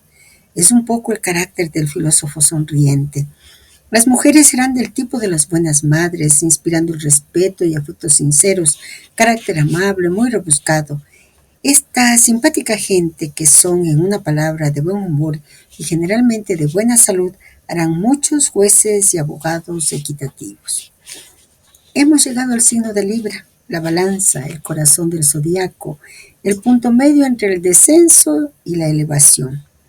Entre Virgo, el servicio silencioso, y Escorpio, la transformación profunda. Aquí todo respira justicia, proporción y armonía, pero no una armonía pasiva, sino una armonía que se construye por sabiduría, prudencia y atención al equilibrio. Hagamos la comparación. Libra es el umbral del juicio. Después de la perfección introspectiva de Virgo, el alma se enfrenta a la necesidad de balancear todo lo vivido antes de dar el salto hacia las profundidades transformadoras de Escorpio. El signo de Libra representa un equilibrio dinámico más que una estabilidad pasiva. En el propósito 18 se nos muestra librando como justo, razonador, sensible al orden y la armonía, amante del juicio sereno y enemigo de los extremos. El nativo de Libra no es simplemente un diplomático, como se dice vulgarmente, es el que ve ambos lados con igual claridad y por eso demora el juicio. En la lectura del arte, ese equilibrio se profundiza simbólicamente en los colores: el rojo del deseo equilibrado con el verde de la visión metódica, el rosa del sentimentalismo vinculado a la justicia, el reloj de arena como símbolo del tiempo organizado.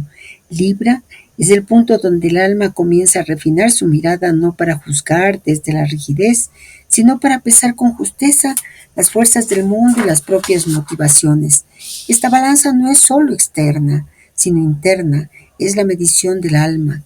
La cadena roja representa el deseo ardiente que debe ser moderado y, sin embargo, Libra no niega el deseo, sino que lo eleva hacia una expresión estética, ética y mesurada. Libra guarda en su símbolo el misterio de Maat, la diosa egipcia que pesaba el corazón del difunto frente a una pluma. En la astrología esotérica, Libra es el punto de inflexión del alma. Si ha madurado lo suficiente en Virgo, puede ahora establecer relaciones justas, construir vínculos reales, armonizar el microcosmos con el macrocosmos. Sus pruebas, como dijimos, son internas: resistirse a la comodidad, al juicio prematuro, al sentimentalismo sin acción. Su recompensa es el discernimiento silencioso y la paz de saber elegido con verdad. Libra representa la fase de discernimiento en el camino del alma, la iniciación de la medida, la ley interior, el juicio puro. En la vida espiritual, el alma aprende aquí a pesar lo justo y lo verdadero, no solo en actos externos, sino también en aspiraciones internas.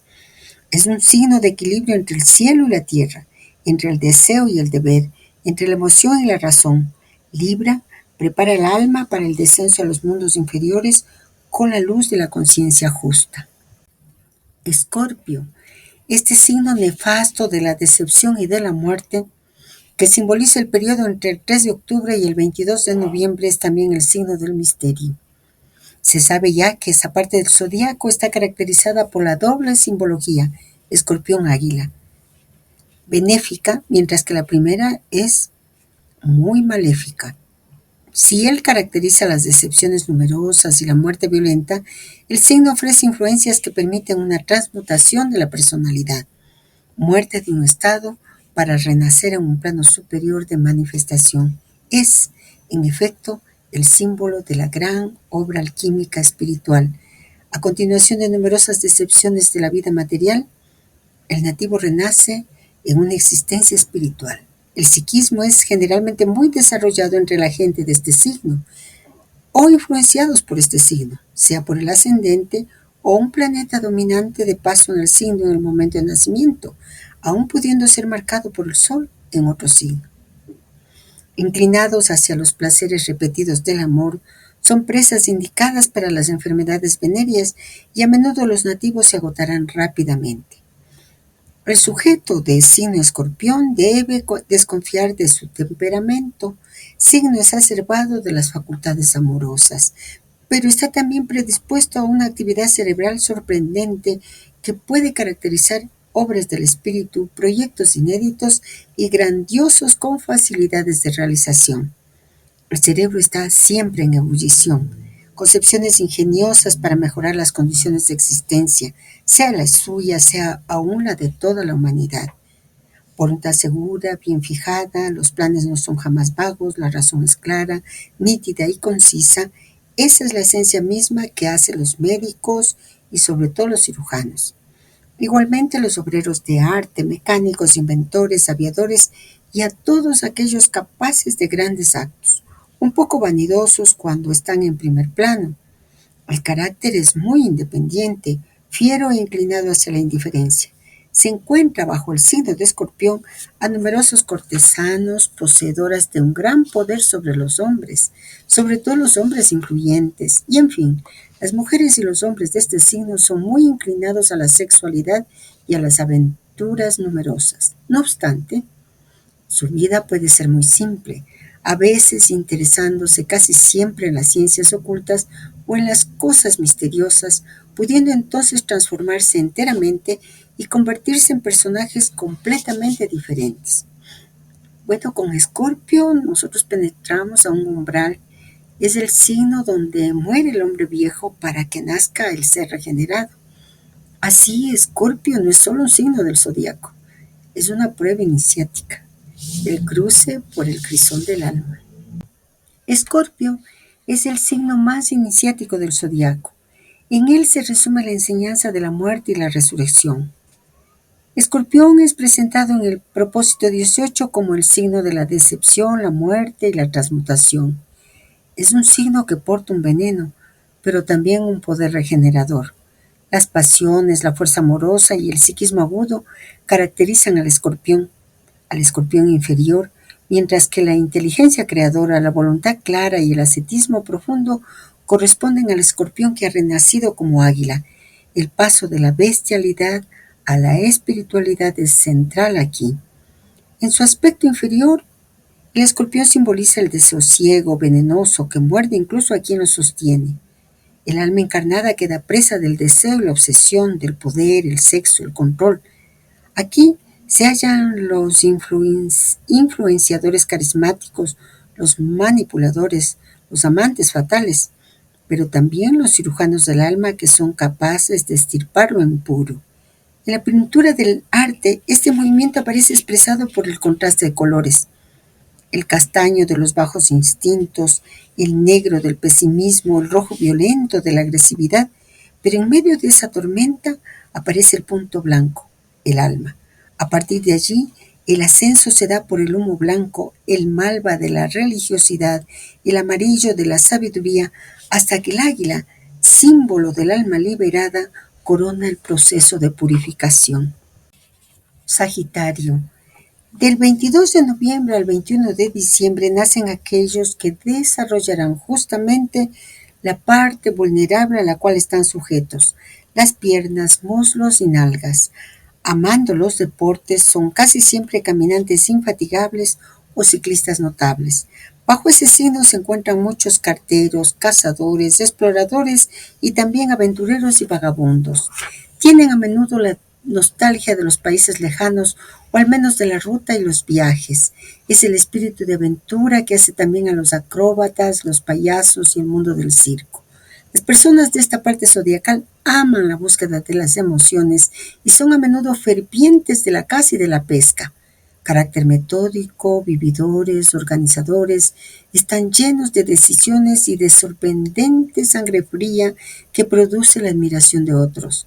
Son buenos jefes, los hombres forman los militares, grandes industriales, las mujeres, directores de liceos y otras instituciones, y aún a veces jefes de empresas.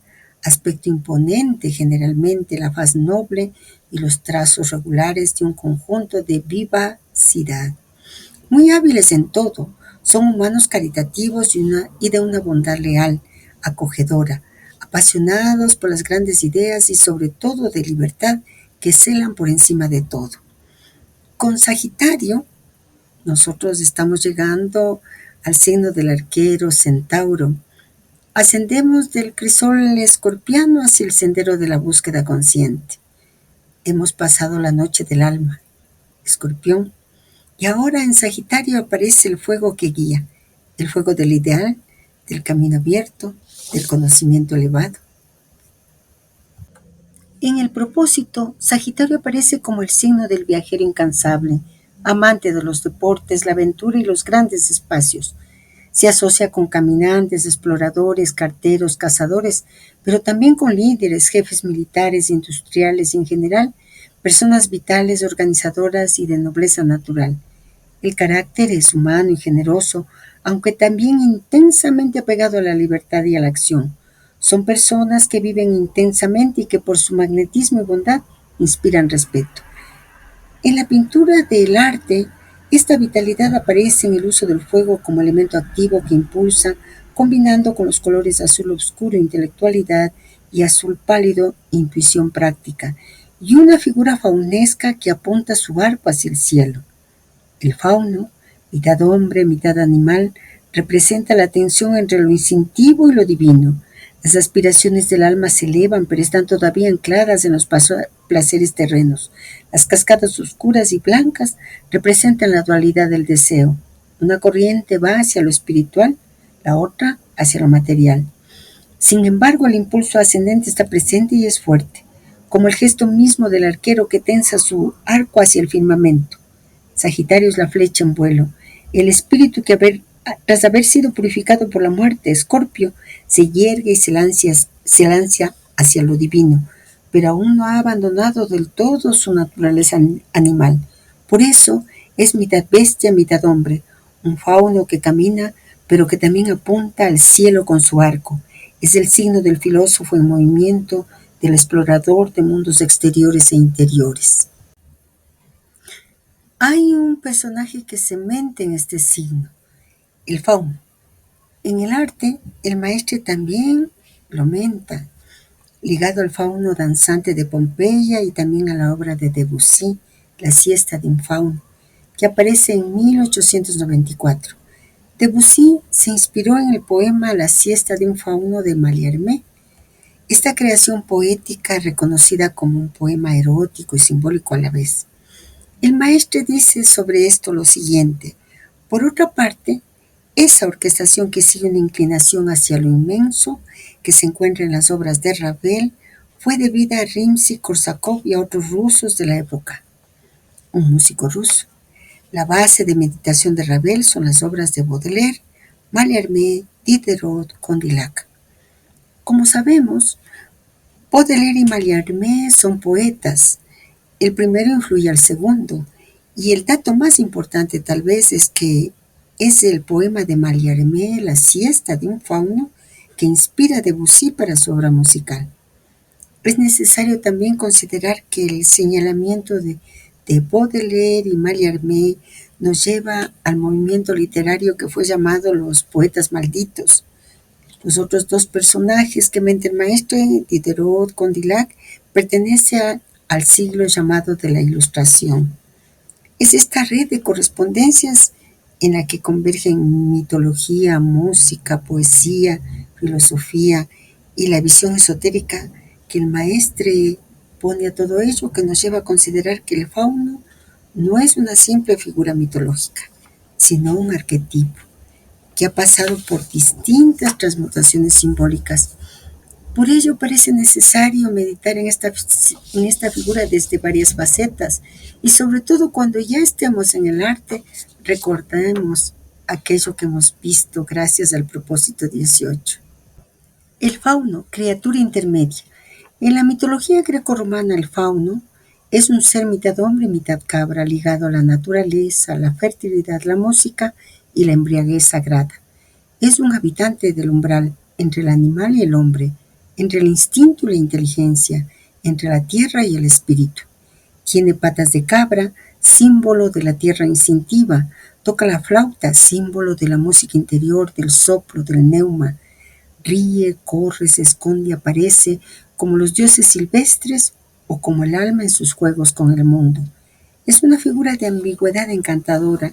No es enteramente luminosa ni del todo sombría. Es sensual, sí, pero también es símbolo de un instinto sagrado que no ha sido aún civilizado. La siesta de un fauno, del poema al tránsito musical. Mallarmé, el poema. Mallarmé, uno de los grandes poetas simbolistas, publica en 1876 su poema La siesta de un fauno. Es una obra difícil, onírica, sensual y evocadora. El fauno, tras despertar de una siesta, duda si sus encuentros amorosos con las ninfas fueron reales o soñados. A esas ninfas yo deseo perpetuarlas. Aquí, el fauno representa la imaginación erótica y artista, el deseo de fijar lo efímero del gozo, de conservar la visión como arte. Es una criatura de frontera entre el mundo real y el mundo del ensueño. Es una figura del mundo intermedio. Debussy, el poema en música. Inspirado por ese poema, Claude Debussy compone en 1894 su célebre pieza orquestal. Esta música marca un antes y un después en la historia musical. No es narrativa, sino evocativa, como una atmósfera o como un perfume.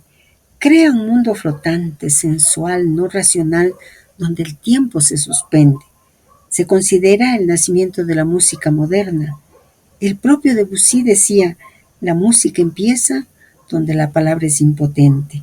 Aquí, la siesta del fauno se vuelve la entrada a otro plano, una meditación sin palabras, puro símbolo sonoro.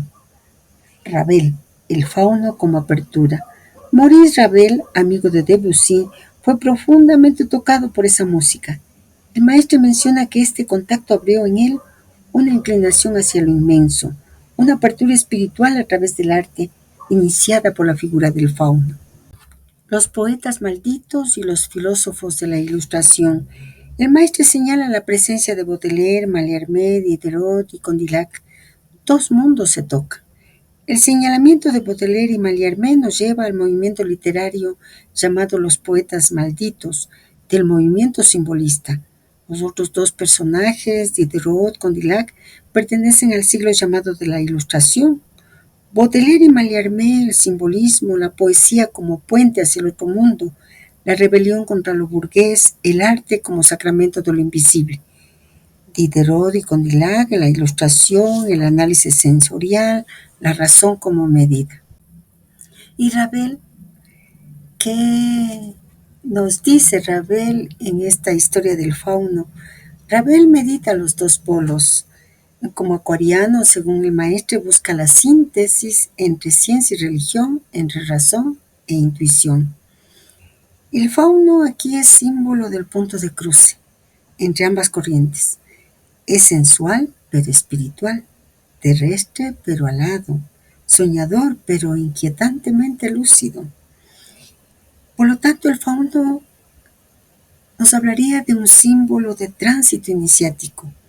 Podríamos decir que el fauno representa a nuestra alma natural, instintiva, pero aún no caída, abierta al mundo de las formas y de los perfumes. Su siesta, nuestra siesta, es la pausa que permite la revelación simbólica, como la hora del mediodía en la tradición hermética o la hora del Agnus Dei de la religión católica. El arte simbolista, la música de Debussy, la meditación de Ravel, todos giran en torno a la posibilidad de captar lo inefable desde lo sensible, como nosotros. Es una propuesta para nuestra propia alma. Entonces el fauno es la imagen del alma poética y musical en tránsito hacia lo divino. Vayamos a Capricornio. Ellos podrán esforzarse en combatir inclinaciones viles. Estos nativos pertenecen a un signo predispuesto a engañar a sus semejantes. Simbólicamente situado entre el 22 de diciembre y el 20 de enero, esa porción del zodiaco otorga una tendencia a construir proyecto sobre proyecto para abusar de la credulidad de los otros. Los nativos serán persuasivos, aunque a menudo no cumplirán su palabra y serán más bien egoístas. No obstante, llegan en ocasiones a vencer ese maleficio que se liga a su signo y se convertirán entonces en un poco salvajes, reservados y aún tristes. Tentados siempre fuertemente por los diversos pecados, sobre todo la lujuria, la gula y un poco la avaricia, son sin embargo hábiles hombres de negocio, al menos que no se acantonen en el estudio, la meditación, la ciencia o la contemplación. Así se encuentra frecuentemente bajo este signo a banqueros, grandes negociantes financieros internacionales, pero también eruditos de ciencia y grandes prelados religiosos. Las mujeres con corazón seco buscarán en el hombre sobre todo el interés y la posición social más que las cualidades sentimentales. En general, son enemigos de los grandes esfuerzos, pero deberán, sin embargo, hacer siempre uno para perfeccionarse y sobre todo para vigilarse con el fin de mejorar su estado de ánimo. Bueno, con Capricornio llegamos al umbral más enigmático del zodiaco. No ya la ascensión del fuego como en Sagitario, sino la guardia silenciosa del portal. Capricornio es el dragón en la cima, el que ha escalado solitario la montaña del alma. Es también el signo de la puerta iniciática, la caverna del nacimiento solar en pleno solsticio.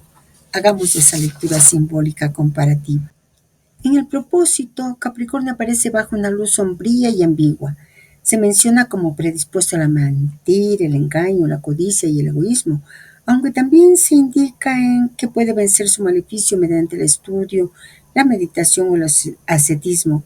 En sus aspectos más elevados encontramos a banqueros, sabios, grandes prelados y maestros espirituales. La clave es que este signo aparentemente impuro contiene una potencia latente de transmutación si hay vigilancia interior.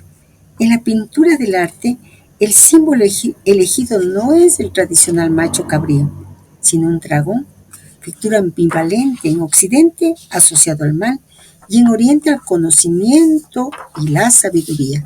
El dragón está compuesto por colores mezclados: negro, instintos bajos; castaño, apego a la materia; ocre, lujuria; azul, intelecto; violeta, religiosidad; amarillo, espiritualidad. Un rayo blanco sugiere una irrupción de la verdad. Este animal mítico extiende sus tentáculos por todas las áreas del saber, del poder y de la existencia. Hay en Capricornio una potencia total, peligrosa si no es guiada, pero iniciática si se somete a una disciplina estricta. En el lenguaje sagrado de los misterios, Capricornio es la cumbre y la gruta. En él coinciden la mayor oscuridad del año y el nacimiento de la luz nueva. Por eso, las grandes tradiciones sitúan en este signo los ritos de iniciación suprema, como el nacimiento del Cristo, la Epifanía y la ascensión al monte de Moisés. Capricornio es el dragón que duerme sobre el oro espiritual. Muchos temen su sombra, como se teme a los verdaderos iniciados que ocultan su tesoro, pero los que vencen en Capricornio vencen para siempre. Recordemos, para René Guénon, Capricornio es la entrada de los dioses. Llegamos a Acuario. Del 21 de enero al 20 de febrero, los nativos son bastante robustos en el plano de la salud. Su juicio será marcado por un buen sentido. Estas son generalmente personas de un aspecto agradable y formas armoniosas, de género bastante elegante.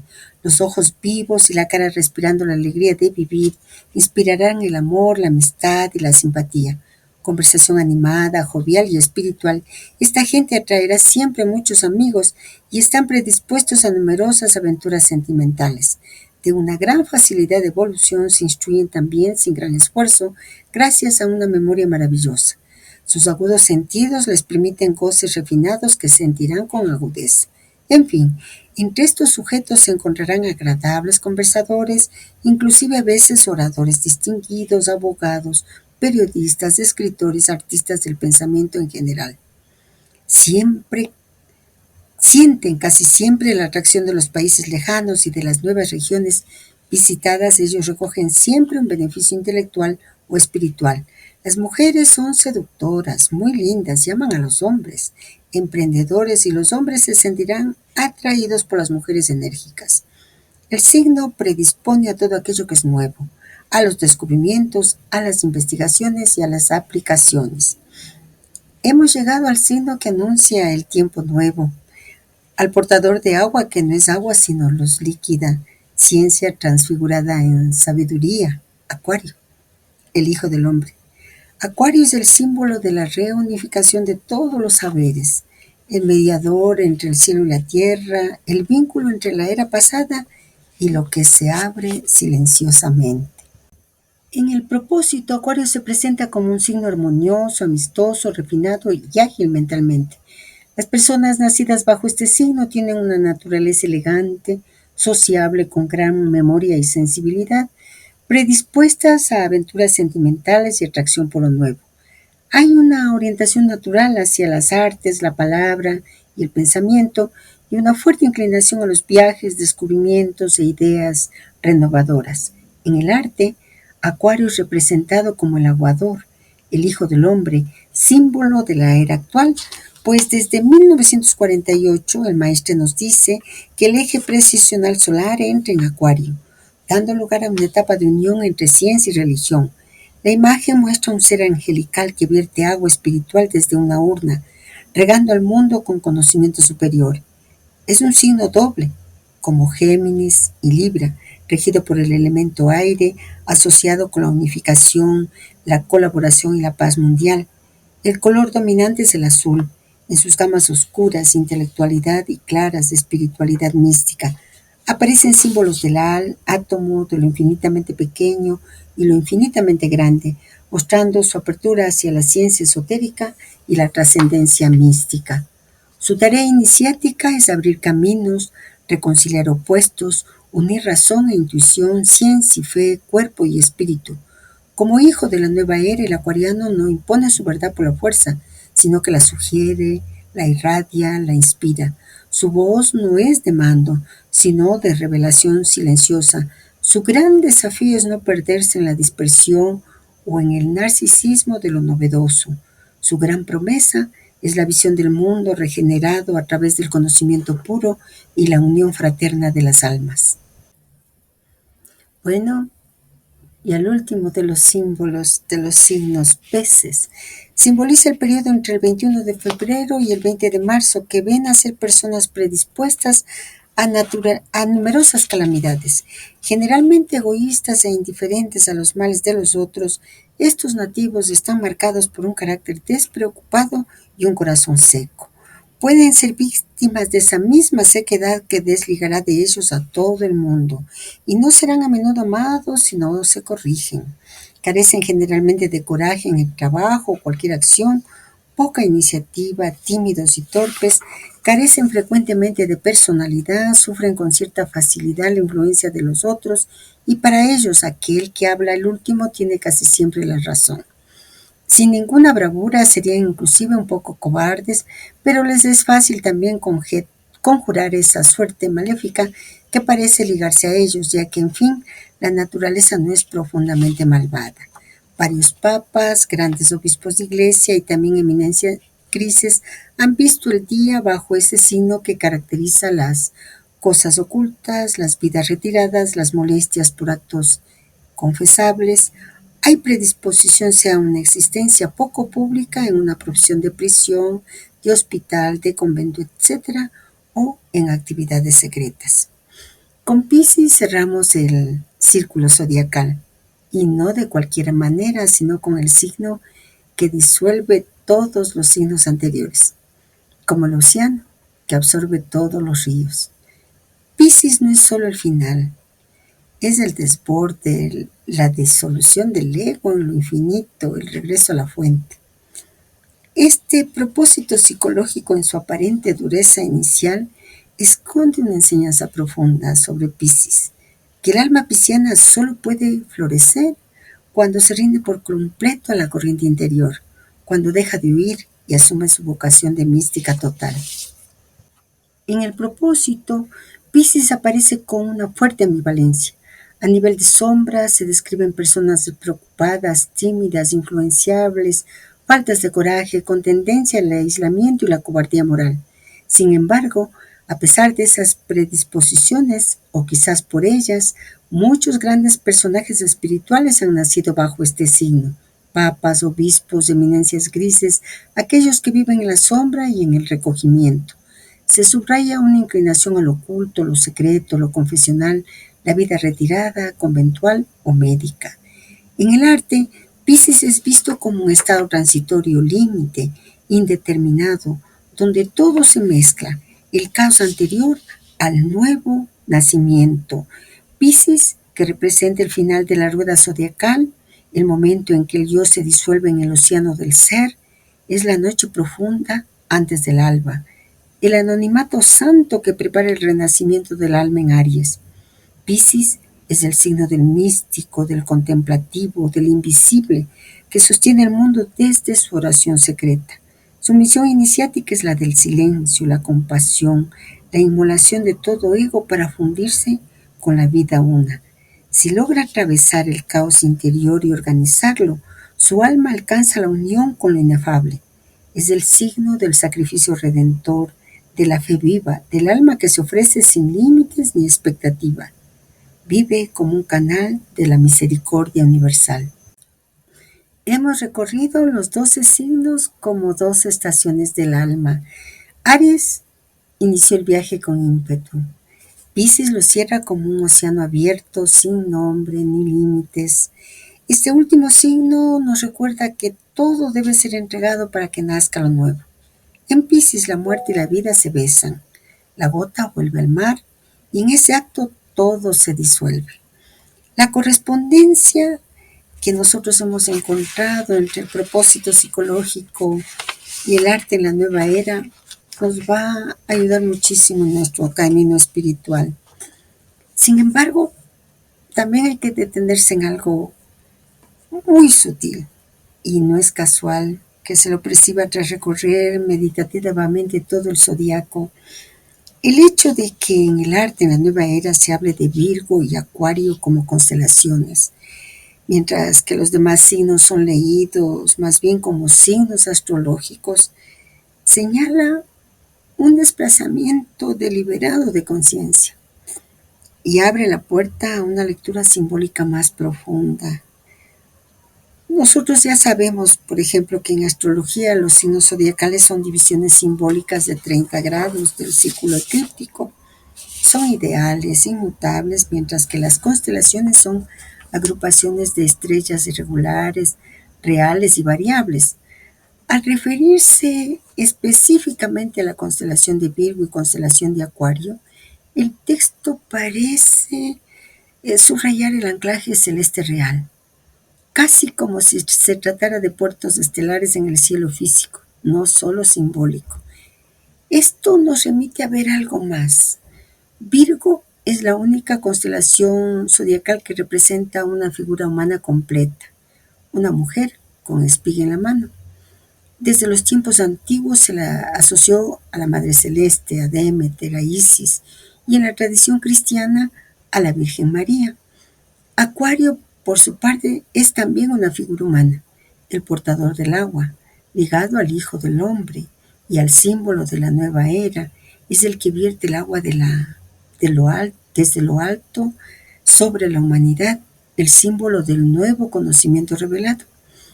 Ambos, tanto Virgo como Acuario, constituirían entonces umbrales cósmicos. Por lo tanto, detengámonos un poquito más, meditemos un poquito más sobre esto. En la clave del propósito psicológico 18, ambos signos aparecen como figuras claves del alma en evolución. Virgo aparece como el alma que sirve con castidad, discernimiento y análisis. Su simbolismo está ligado a la gestación de la luz. Es el claustro del alma que prepara el nacimiento del Cristo interior. Acuario es la irradiación universal de ese Cristo ya nacido, el conocimiento transfigurado en agua viva. Representa a los portadores de una nueva conciencia colectiva y fraterna. En este sentido, ambos serían puentes entre lo humano y lo divino. Virgo, el recipiente virgen donde se encarna lo celeste. Acuario, el mensajero universal que distribuye esa encarnación al mundo. Y aquí un símbolo aún más profundo. Virgo y Acuario podrían representar la madre y el hijo, no en términos lineales, sino arquetípicos, la Sofía encarnada y el Hijo del Hombre resplandeciente.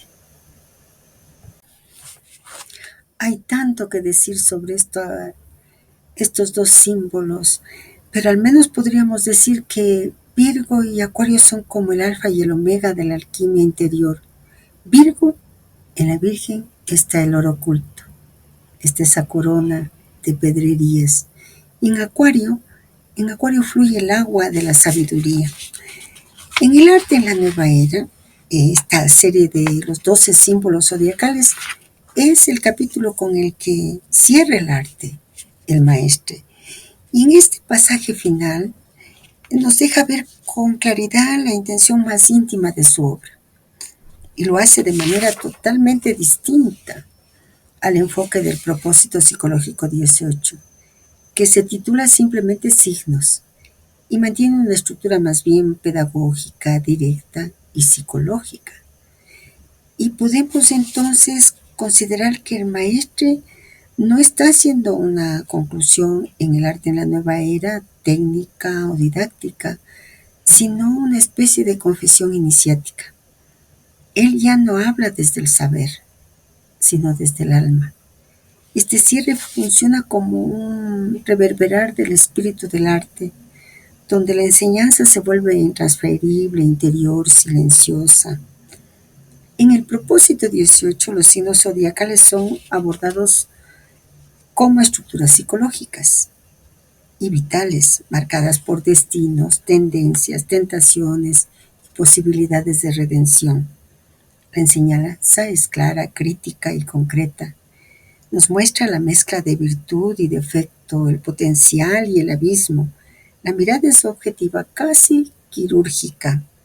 En cambio, en el arte, los signos no son tratados como tipos humanos, sino como emanaciones arquetípicas de la eclíptica, zonas de vibración cósmica que se plasman en color y en símbolo.